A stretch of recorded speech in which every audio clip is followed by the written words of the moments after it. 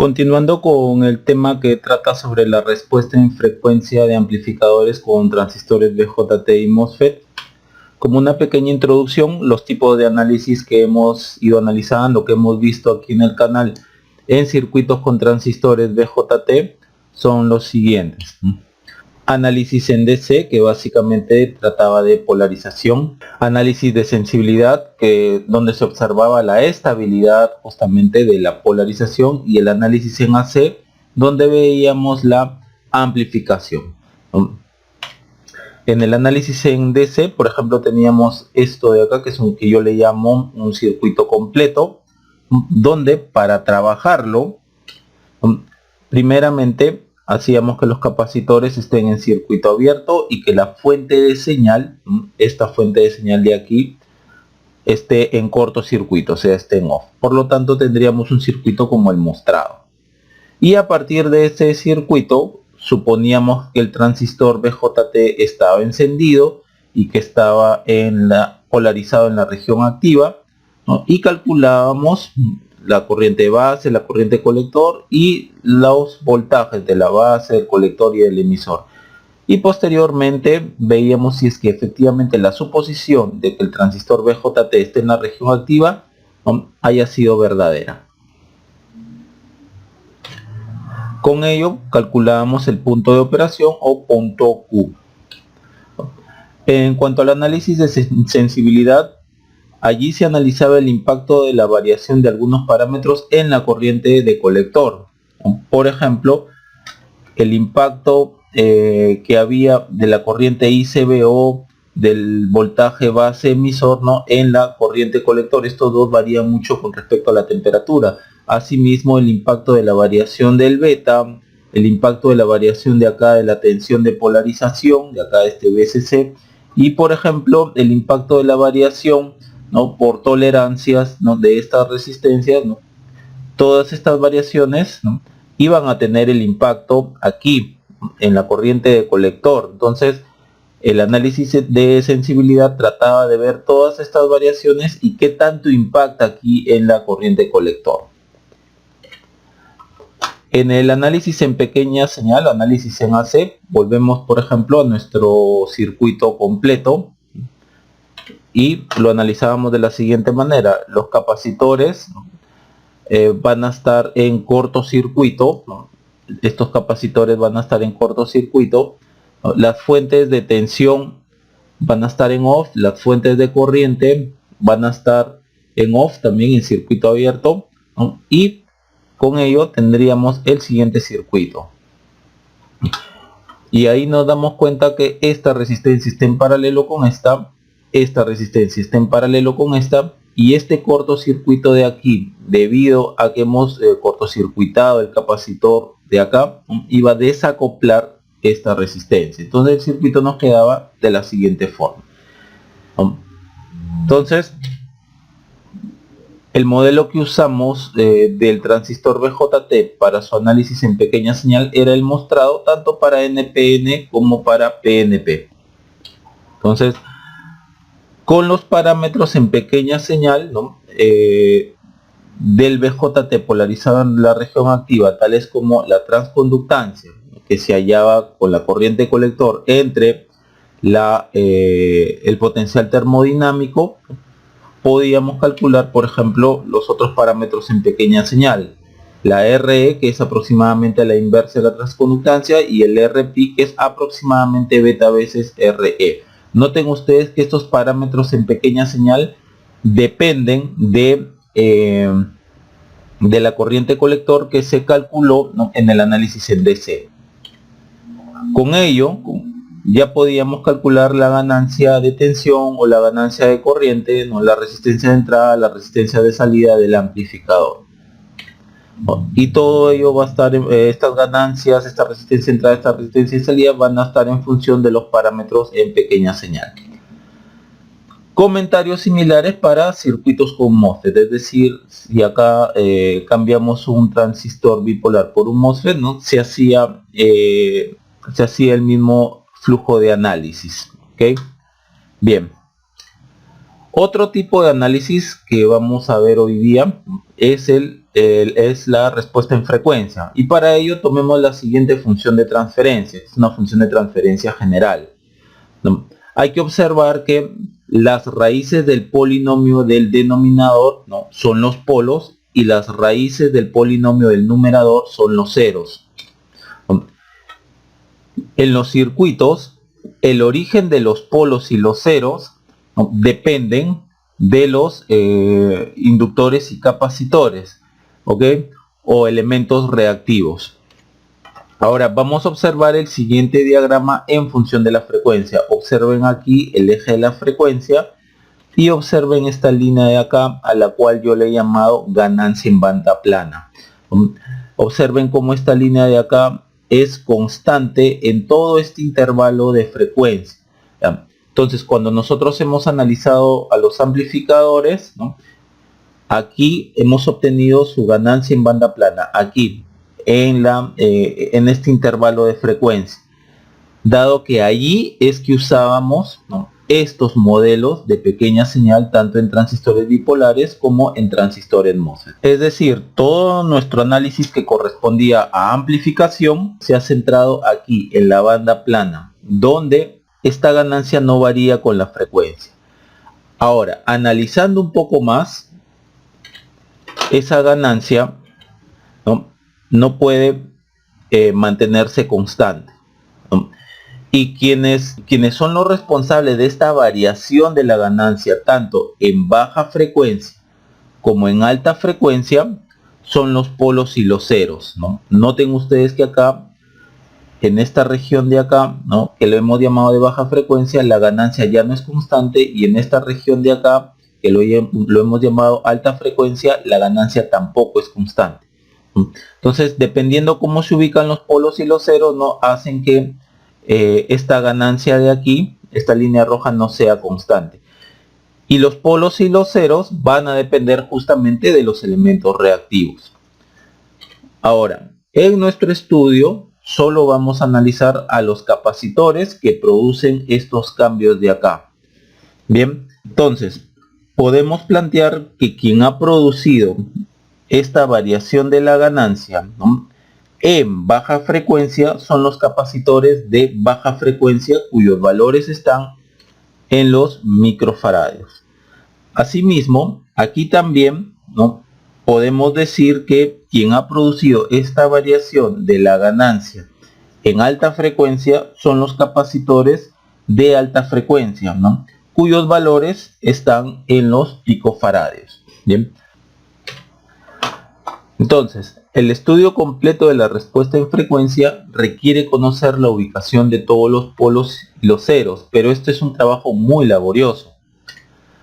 En los circuitos que analizaremos, calcularemos algunos polos de la función de transferencia, ¿no? No vamos a calcular los ceros, sino algunos polos de la función de transferencia. Entonces, para ello vamos a detallar un poco más el gráfico anterior, ¿no? Acá está la banda plana. En el gráfico anterior esto tenía una caída así, ¿no?, y esta parte de alta frecuencia tenía una caída así. Acá ustedes ven un punto, ¿no?, y a partir de ese punto la caída se hace más vertiginosa, ¿no? Esto de acá lo habíamos conocido como gráfico de Bode. Este es un gráfico general a base banda, ¿no?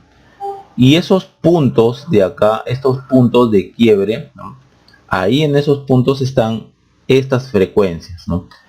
Frecuencia 1, frecuencia 2, frecuencia L, frecuencia H. Ahí están las frecuencias de los polos, ¿no?, de esos algunos polos de la función de transferencia. Entonces, nuestra tarea será calcular la ubicación del polo dominante en baja frecuencia, este FL de acá, y el polo dominante en alta frecuencia, este FH de acá.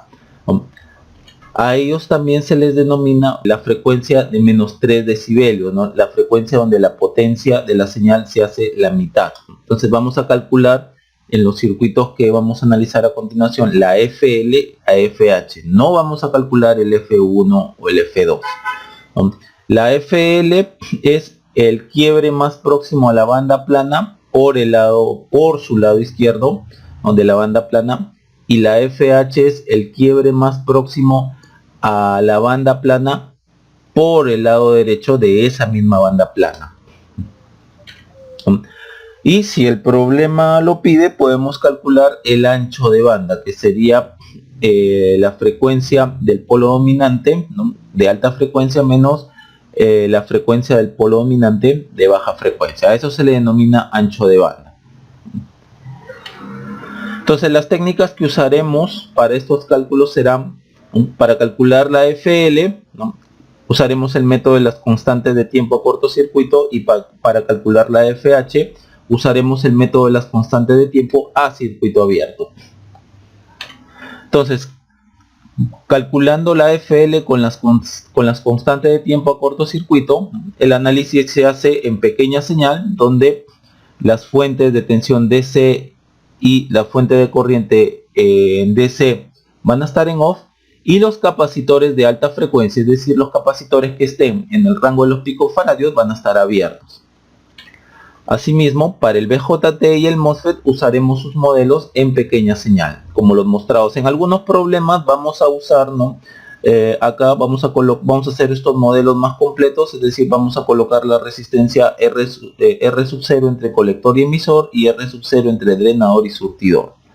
Entonces, se va a calcular la resistencia equivalente vista desde cada capacitor de baja frecuencia, ¿no?, con los otros capacitores de baja frecuencia en cortocircuito. De ahí el nombre de constantes de tiempo a cortocircuito.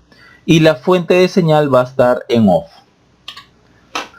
Por cada resistencia equivalente calculada desde cada capacitor de baja frecuencia, se calcula su respectivo tau y se reemplaza en la siguiente fórmula, ¿no? FL es 1 sobre 2pi por la sumatoria de 1 sobre tau. Noten que esto de aquí es el tau 1, solamente esto es el tau 1, esto de aquí sería un tau 2, esto de aquí sería un tau 3 y así sucesivamente, ¿no? Este tau 1, por ejemplo, es la capacidad de low frequency, de baja frecuencia 1, por la resistencia que se vea a partir de esta capacidad con las otras capacidades de baja frecuencia en cortocircuito, ¿no? Asimismo calculamos la resistencia equivalente 2, que se observa desde el capacitor de baja frecuencia 2 con los otros capacitores de baja frecuencia en cortocircuito. Bien. Ahora, calculando la FH con las constantes de tiempo a circuito abierto, el análisis se hace en pequeña señal y alta frecuencia. Pequeña señal porque la fuente de tensión y la fuente de corriente en DC van a estar en off, y los capacitores de baja frecuencia, o sea, aquellos que estén en el rango de los microfaradios, van a estar en cortocircuito. Para el BJT y el MOSFET vamos a usar sus modelos en pequeña señal y alta frecuencia, ¿no? Acá noten ustedes que le he agregado este capacitor CMU y este capacitor CPI en el caso del BJT, y para el caso del MOSFET le he agregado una capacidad C-Gate Drain y CGS. Bien, y estas capacidades están en el rango de los picofaradios. Ahora, se calcula la resistencia equivalente vista desde cada capacitor de alta frecuencia, ¿no?, con los otros capacitores de alta frecuencia en circuito abierto. De ahí el nombre de constante de tiempo a circuito abierto. Y con la fuente de señal en off. Por cada resistencia equivalente calculada desde cada capacitor de alta frecuencia, se calcula su respectivo tau y se reemplaza en la siguiente fórmula. FH entonces es 1 sobre 2pi por la sumatoria de los taus, ¿no? Y aquí tenemos, esto de acá sería el tau 1, esto sería el tau 2, esto sería el tau 3.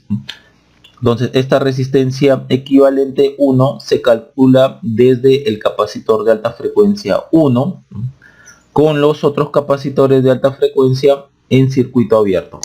De la misma forma, la resistencia equivalente 2 se calcula, ¿no?, desde el capacitor de alta frecuencia 2 con los otros capacitores de alta frecuencia en circuito abierto. Algunos comentarios del método de las constantes de tiempo o método de taus. Este método permite la estimación de la frecuencia del polo dominante en baja frecuencia y en alta frecuencia. A estas frecuencias de aquí también se les denomina frecuencias de corte o frecuencias a menos 3 decibelios, ¿no?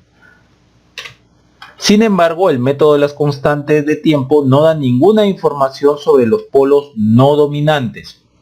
¿Quiénes serían los polos no dominantes? Por ejemplo, en este diagrama que hemos visto hace un momento, los polos no dominantes serían el F1 y el F2. Entonces el método de las constantes de tiempo no da la información, ¿no?, de cuánto es la F1 o cuánto es la F2. Pero este método sí da información, ¿no?, cuánto es la FL y cuánto es la FH.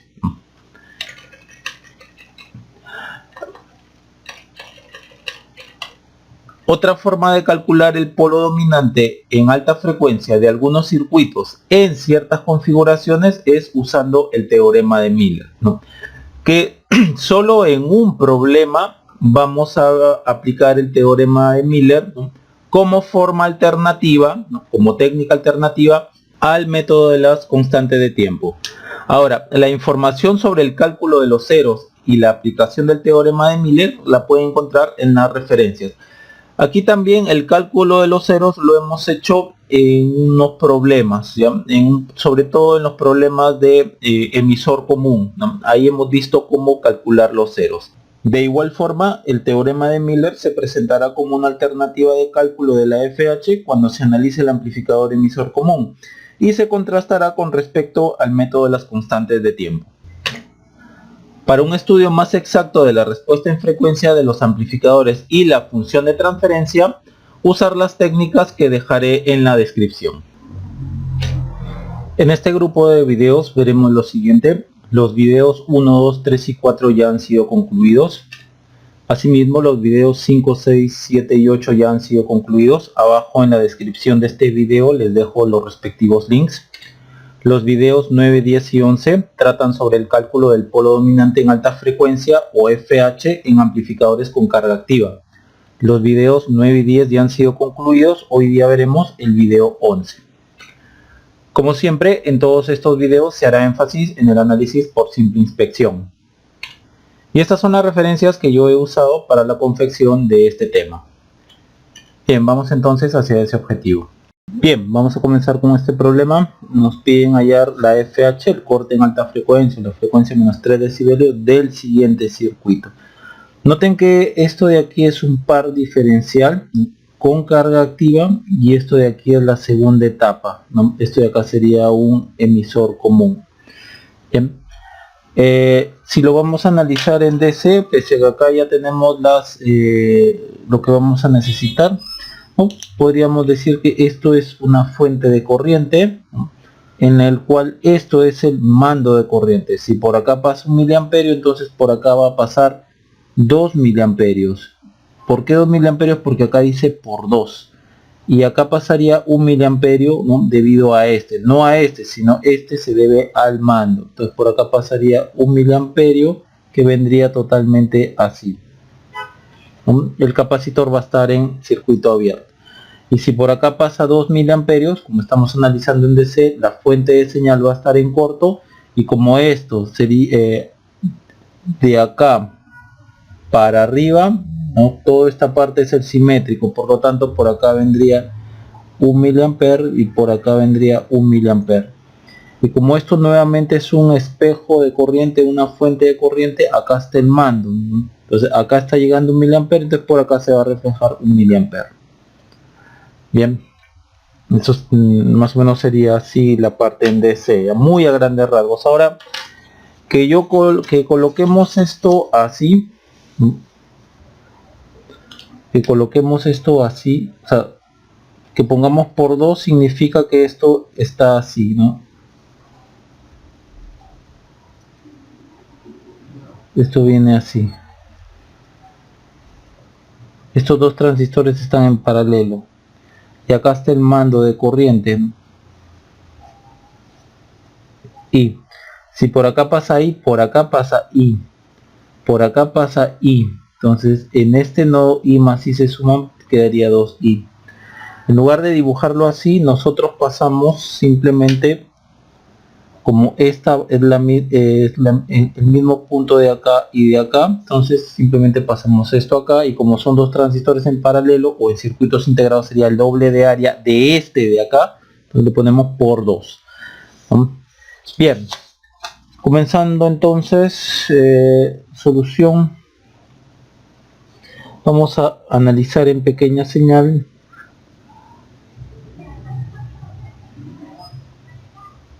donde las fuentes de tensión en DC y las fuentes de corriente en DC van a estar en off, y pequeña señal y alta frecuencia,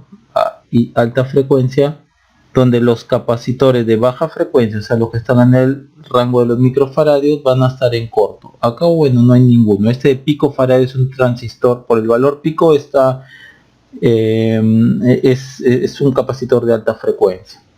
Bien, entonces siempre comento esto, que la fuente DC está en off, o sea, esto de acá, por ejemplo, esto de acá, el VCC, esta flecha representa en verdad esta fuente de acá, positivo. Entonces en off sería esto, en cortocircuitan la fuente y les quedaría algo así. Y si acá sería menos VEE, ¿no? En realidad todo esto está representado por esto. Sería esto, o sea, esto sería esto, acá VEE. Perdón, noten que acá no le pongo negativo porque acá ya está negativo con respecto a la referencia. Entonces, cuando yo digo una fuente de DC en off, esto está en corto. Entonces me quedaría así. Por lo tanto, todo este punto de acá está en tierra, por lo que acaban de ver ustedes aquí. Entonces, redibujando, tendríamos esto, veamos, y esto está en circuito abierto. Entonces vamos a dibujar la parte que nos interesa. Vendría a ser algo así. Por acá el transistor 5.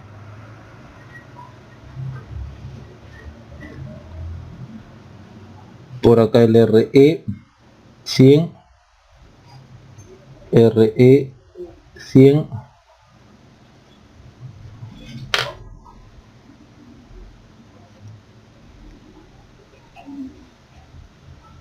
por acá vendría esto. Esto es tierra, 3, 4, 1, 2. Aquí el RS, que es 10K. Acá el otro RS y el BS, 10K. Y por acá vendría la otra parte del circuito, la segunda etapa.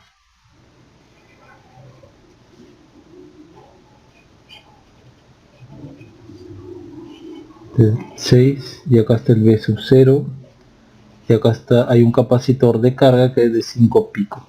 Este es el 7.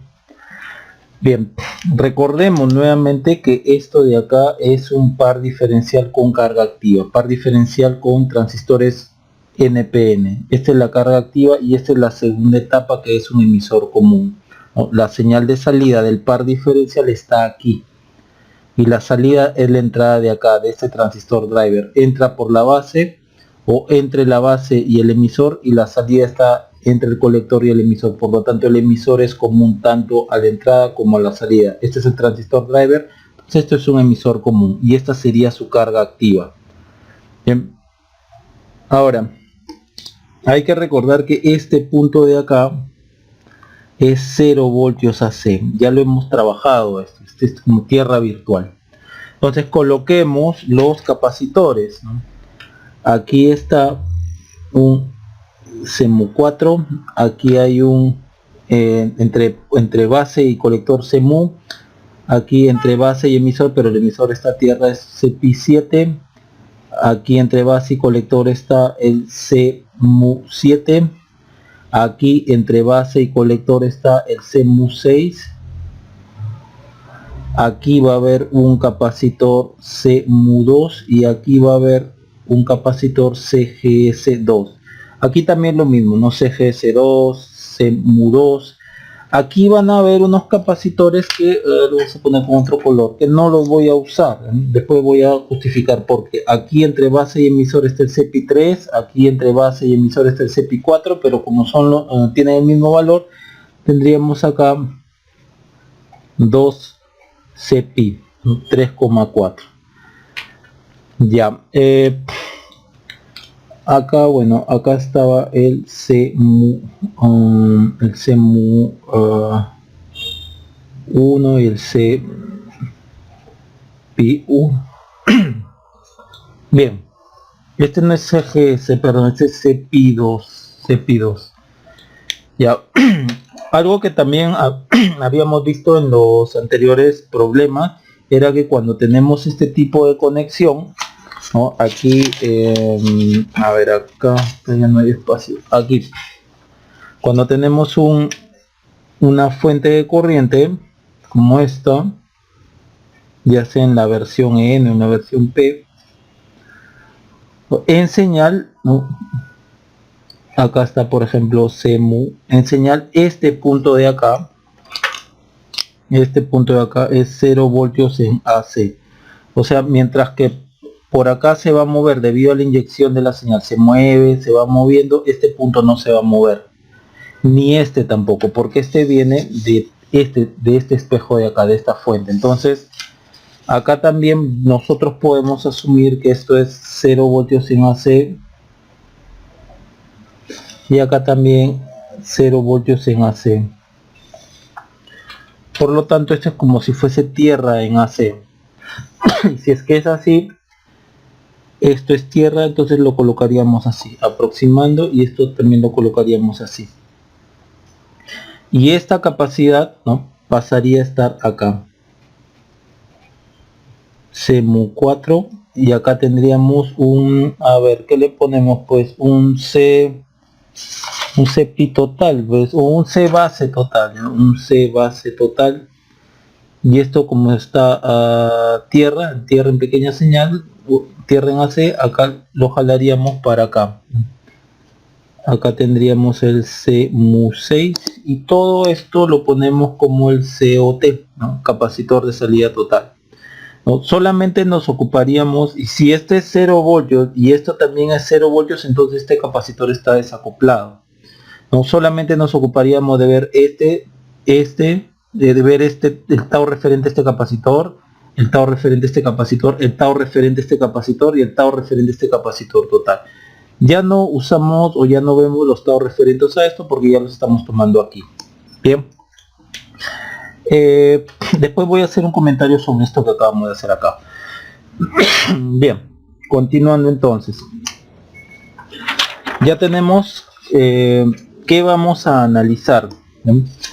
Por lo tanto, vamos a empezar con este de acá, con el CPI2, o con el tau correspondiente al CPI2. Entonces, tau CPI2 sería CPI2 por RCPI2, y esta resistencia CPI2 se halla en las condiciones que BS va a estar en off, o sea, esto en corto, y los otros capacitores de alta frecuencia en circuito abierto.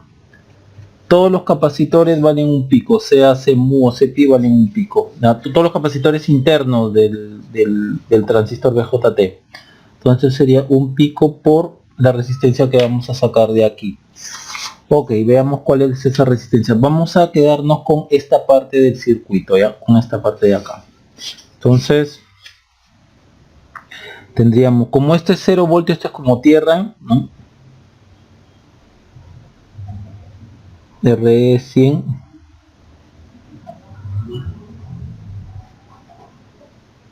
y esto viene así, RS10K, y aquí tendríamos CPI3, y vamos a ver la resistencia así. Para eso estamos ante el caso 3, ¿no?, el caso 3 con BS en off. Por lo tanto sería RP en paralelo con, ¿no?, acá sería RCP3, sería RP2, perdón, este es RP2 en paralelo con RS más RE. Bueno, acá está RS más RE, 1 más GM, en este caso del transistor 2 por RE. Ya, esto de acá, el RP2, según nuestra tabla, 2,5 y el GM es 40.000 en todos los transistores. Entonces, acá tendríamos 2.5K, esto es 100, el RS, perdón, esto es 10K, esto es 100, 40 mili y esto de acá es 100. Si ustedes hacen la cuenta, a mí me sale muy aproximadamente 1.12K. Entonces ponemos acá 1.12K, K con pico me quedaría 1.12 nanosegundos. Bien, ya tenemos este. Ahora vamos con esta de acá, ¿no? A ver, vamos a colocarlo. Vale, no nos va a alcanzar espacio. A ver, acá sería tau C mu 2, que sería C mu 2 por la resistencia C mu 2 BS en off, y los otros capacitores de alta frecuencia en circuito abierto. C mu 2 es un pico por la resistencia que vamos a ver. Entonces nos preocupamos, es como si pusiéramos acá la capacidad, ¿no? El C mu 2. A ver, tendríamos esto, RE, este recuerden que es el 0 voltios en AC, 100, vendría así RS, y por acá vendría toda esta parte de acá. Entonces noten que hacia acá, de colector a emisor, veo una resistencia R04, y hacia acá veo de base a emisor RP. Entonces R04 está en paralelo con RP y esta es la resistencia que hay de este nodo a tierra, y eso es lo que nosotros vamos a colocar aquí, y lo vamos a poner como una RC, que sería, como les acabo de mencionar, R04 en paralelo con RP7. R04 en paralelo con RP7. R04 es 50K, RP7 es 2.5K, esto es aproximadamente 2.4K. Y acá está la capacidad que estamos analizando, el C mu 2. Por lo tanto, RC mu 2, nosotros vamos a tomar este caso de aquí. Este. Resistencia en el colector, resistencia en el emisor y resistencia acá en este. Solo que este es un NPN, nosotros vamos a trabajar con PNP. A ver, veamos, sería RC más 1 más GM2, RC más RE, 1 sobre RP, en este caso 2, más 1 sobre RS, 1 más GM2 por RE.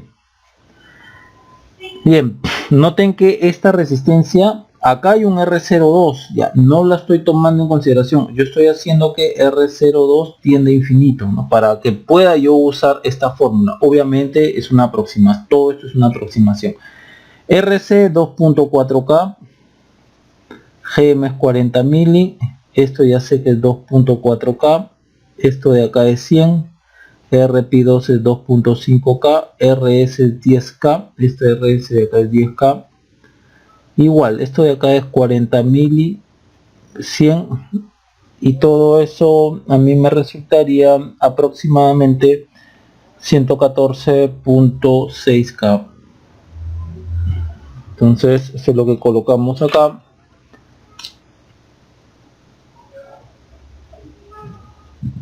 Esto sería 114.6 nanosegundos. Bien, entonces hasta ahí ya tenemos lo referente al transistor 2. Ahora vamos aquí, vamos a la capacidad total de aquí de esta base, ¿no? Vamos a redibujar entonces lo que necesitamos. Tau C base total sería C base total por RC base total, y esta resistencia se halla con BS en off y los otros capacitores de alta frecuencia en circuito abierto. Entonces aquí en C base total, ¿qué tenemos en C base total? Tenemos CMU4 más CPI7, entonces coloquemos aquí CMU4 más CPI7 por RC base total. Todo esto de aquí es un pico, dos picos, entonces esto sería 2 picos por la resistencia que vamos a hallar a continuación. Ya, aquí vamos a dibujar todo este es cero, este es tierra, vamos a dibujar la parte que nos interesa, ¿ya? Para poder obtener esta resistencia. Entonces tendríamos esto así. 100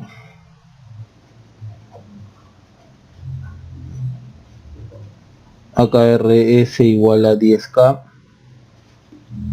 2 por acá, ¿no? Todo este transistor de acá lo voy a sustituir por R04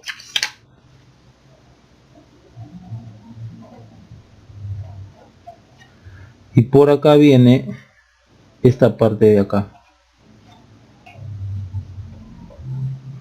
Este es el transistor 7 y acá está el capacitor CBT.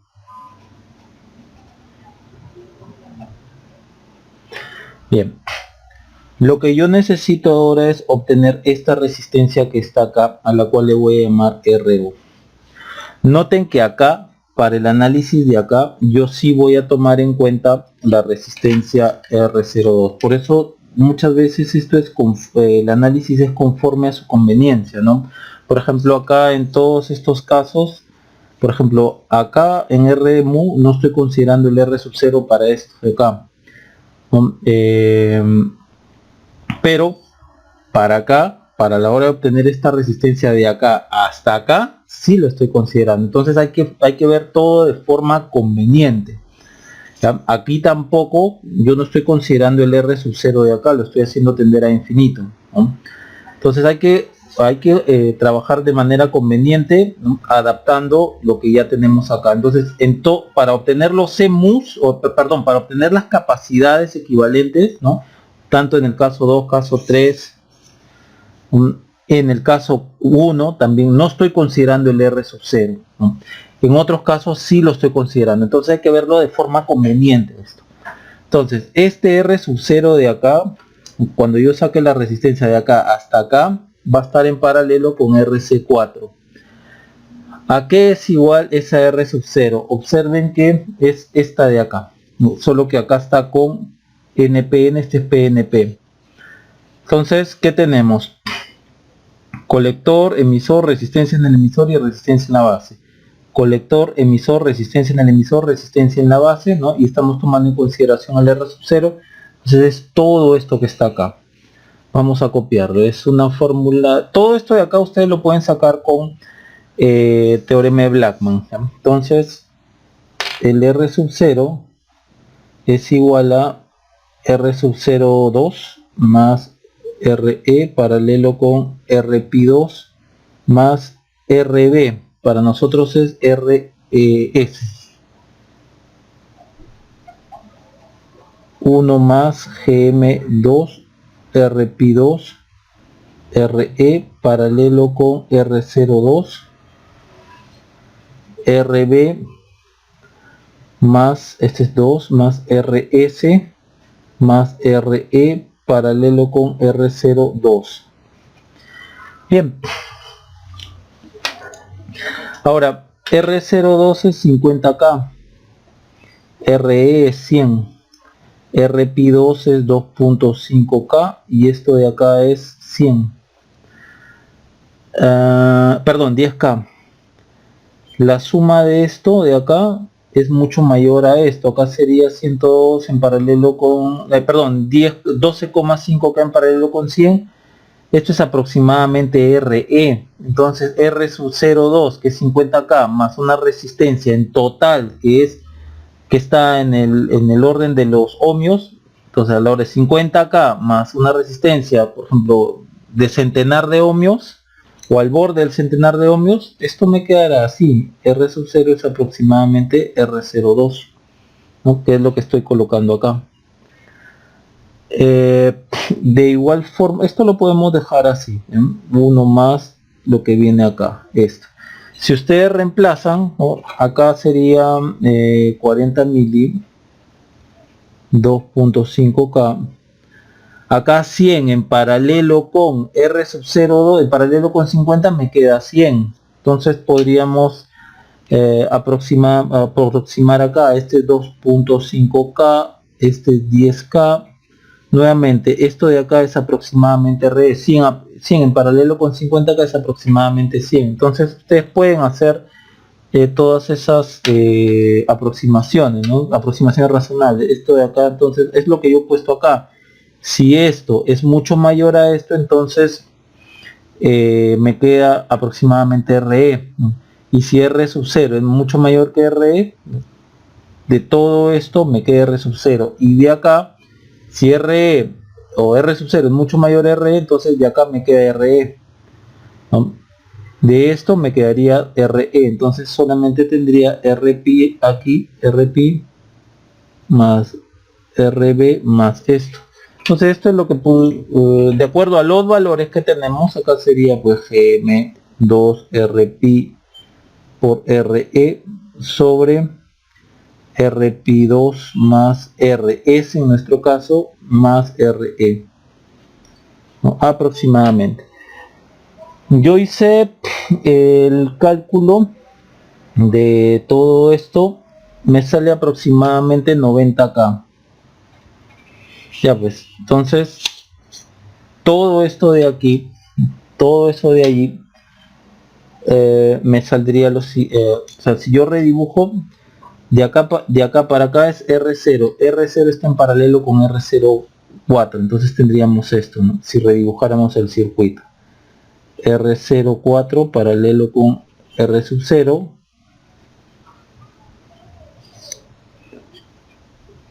acá 7 y acá CBT. Entonces, ¿cuál es la resistencia que ve esta CBT? Hacia acá ve R sub 0 paralelo, R sub 04 paralelo con R sub 0 y hacia acá ve RP7. Entonces todo esto está en paralelo con RP7. Esto de acá es 2.5K, esto de acá es 50K, esto de acá 90K. Entonces si ustedes hacen la cuenta, a mí me sale aproximadamente 2.37K, y eso es lo que vamos a 2.30 y ¿cuánto sería? 2.32, perdón, 2.32K. Eso es lo que colocamos acá, 2.32K, y esto al final sería 4.64 nanosegundos. Listo, ya tenemos falta este de acá, falta este y falta este. Bien, veamos cómo vamos a trabajar con esto, ¿no?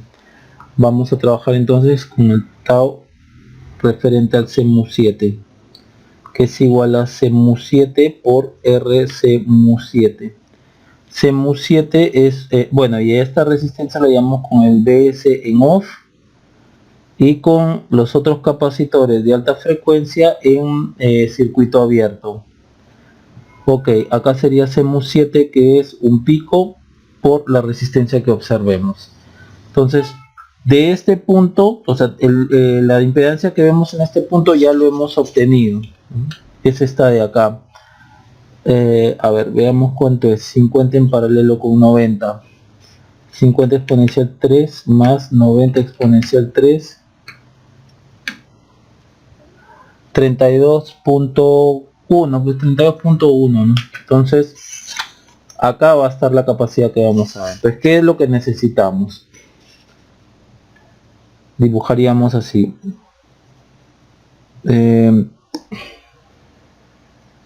Pongámosle RB, pues, ¿no? RB 32.1K, por acá el transistor 7,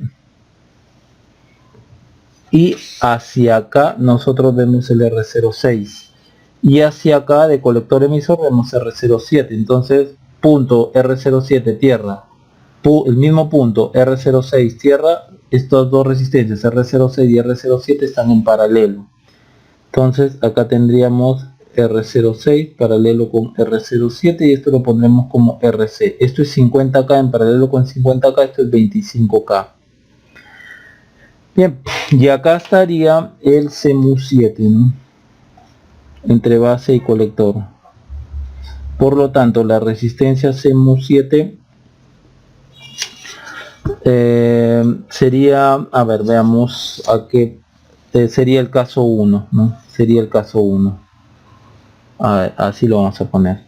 Entonces RS en paralelo con RP, no BS en off. RS en paralelo con RP sería, para nosotros es RB paralelo con RP7 más RC más GM7 por RC por RB paralelo con RP7.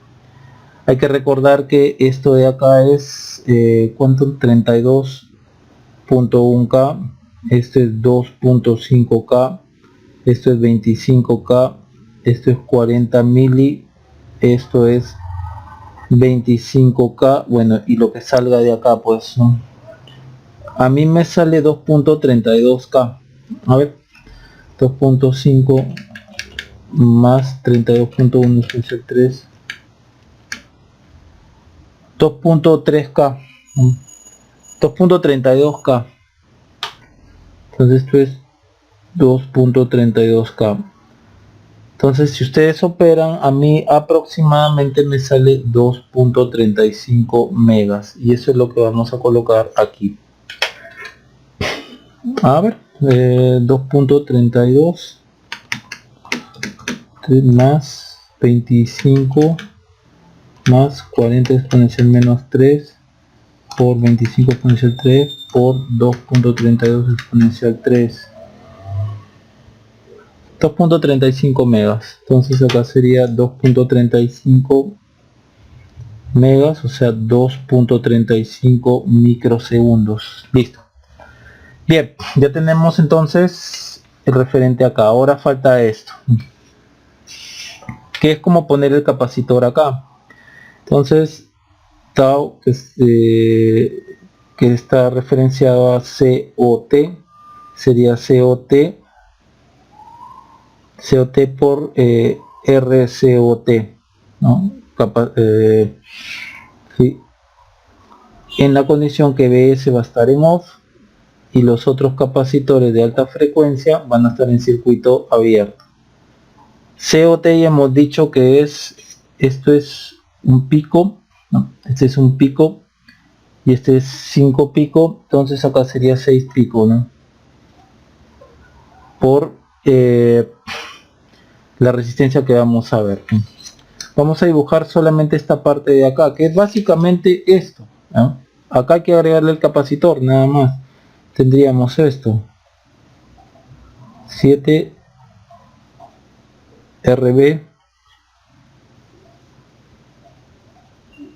RC, y acá RC que es 25K,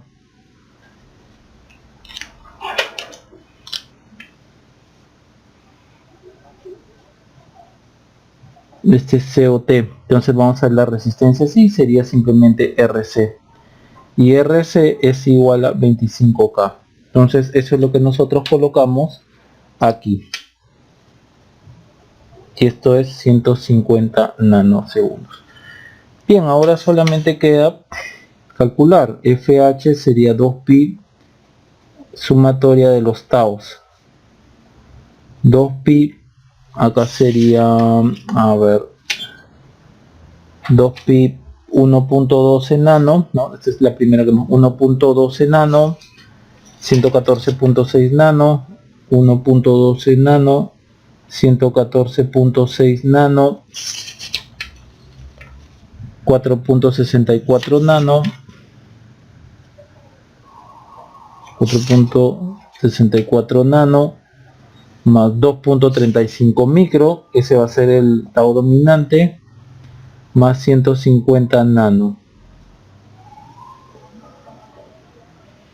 Miren cómo si ustedes suman los que están en nano, ¿no? 150 más este, más este, más este, más o menos es aproximadamente 10 veces menor que este. Entonces este de acá es el tau dominante. Es el que más contribuye al polo en alta frecuencia.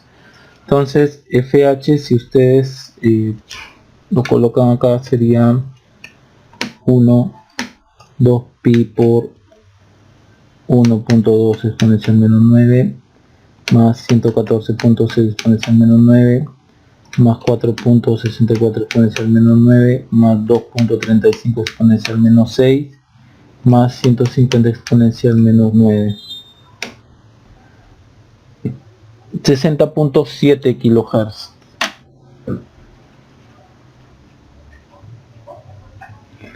Ya, vamos a hacer un comentario aquí que ya hemos terminado.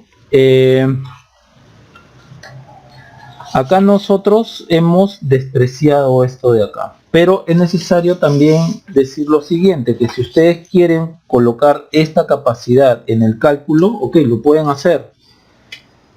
Observen que por acá ustedes tienen transistor 4, por acá ustedes tienen el 12pi 3,4 y por acá ustedes van a tener toda una resistencia, ¿sí? Entonces tendrían algo así, una resistencia RC, supongamos, ¿no? Que va a ser alta porque estamos mirando hacia el del colector hacia algo, ¿no? Ya, pero aquí por ejemplo, ya, esto estaría así, RC, y esto vendría así, esto es tierra, esto es RE.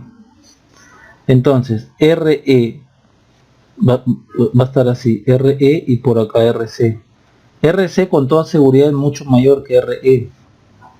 Entonces de todo esto, o sea, de todo esto me quedaría simplemente así, RE y acá 4 y acá el 12pi. Entonces el tau referente a al 12pi sería 12pi por resistencia 12pi. Y ya saben, BS en off, las otras capacidades en alta frecuencia en abierto. 12pi, como se pide es un pico, acá sería 2 picos por la resistencia de acá, que vamos a mirar de acá. Hacia acá ustedes ven RE, que es 25, y hacia acá ven RP, que es 2.5K. Entonces RE en paralelo con 2.5K. Esto de acá es 25, en paralelo con 2.5K, esto es aproximadamente RE, aproximadamente 25. Entonces el tau 12pi sería 50 picos más, 50 picos. Y este va a tener muy poco aporte, muy poco aporte a esta suma de taus. Acá ya tienen en el orden de los nanos, acá tienen todavía en el orden de los micros. Entonces el tau